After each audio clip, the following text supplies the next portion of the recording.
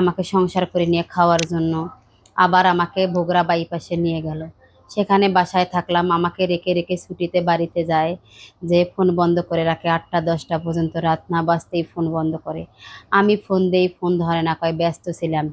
এভাবে ছুটি কাটিয়ে আসে, আমাকে দিয়ে গার্মেন্টসের চাকরিও পর্যন্ত করাইছিল। আমার বাবা আনসার ব্যাটালিয়ন থেকে র্যাবের চাকরি করছিল, আমার দাদু পুলিশ, আমার ভাই বোন সবাই চাকরি করে।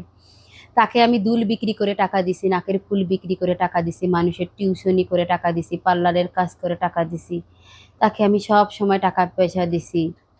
তার বাবা ব্রেন স্ট্রোক করছিল, নাকের কানের হাতের বিক্রি করে দিছি। লাস্ট পর্যন্ত ছেলেটা আমাকে আমাকে তার জীবন থেকে সরিয়ে দিল। দিয়ে সে মেয়েকে নিয়ে খেতে খেতে সে মেয়ের সাথেও নাকি এখন সংসার করবে না, আর একটা বিয়ে করছে।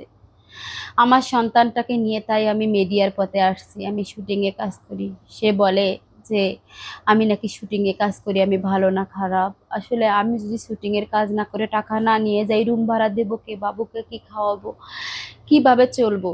তাই আমি এখন অনেক হ্যাপি, অনেক আমি সুখে।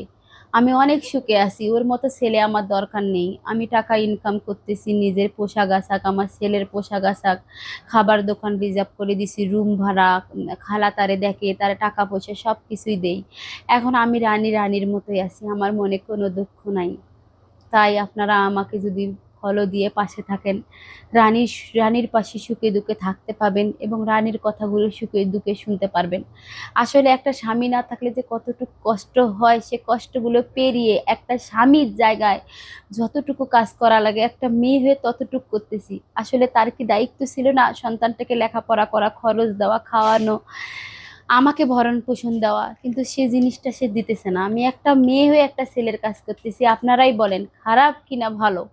আজকে আমি ভালো পথেই যাচ্ছি। আমি মাসে 50,000 80,000 টাকা ইনকাম করতেছি, ভবিষ্যতে 1 লাখ আল্লাহ রহমত করব। আমার প্রতিদিন এই শিডিউল থাকে, আপনারা দোয়া করবেন আমি যেন এই পথে অনেক সুন্দরভাবে অনেক উপরে যেতে পারি এবং আমার সন্তানটাকে আমি মানুষের মতো মানুষ করতে পারি। কে বলেছে স্বামী ছাড়া একটা মেয়ে বাঁচতে পারে না? অবশ্যই বাঁচতে পারে স্বামী ছাড়া।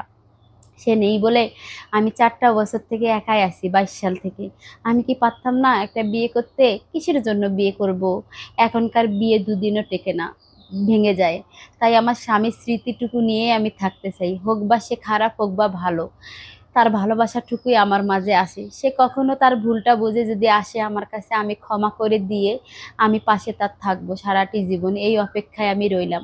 কেনই বা থাকবো না? আদম আর হাওয়া, আদম 12টা বছর এক যুগ দূরে ছিল, একটা ভুলের কারণে বেহেশত থেকে বের হয়েছিল। হওয়ার পরে এক যুগ পর তাদের কিন্তু আল্লাহ মিলন ঘটাই দিয়েছে। আমার তো কেবল 4টা বছর গেছে, আমি কি আর 8টা বছর থাকতে পারবো না?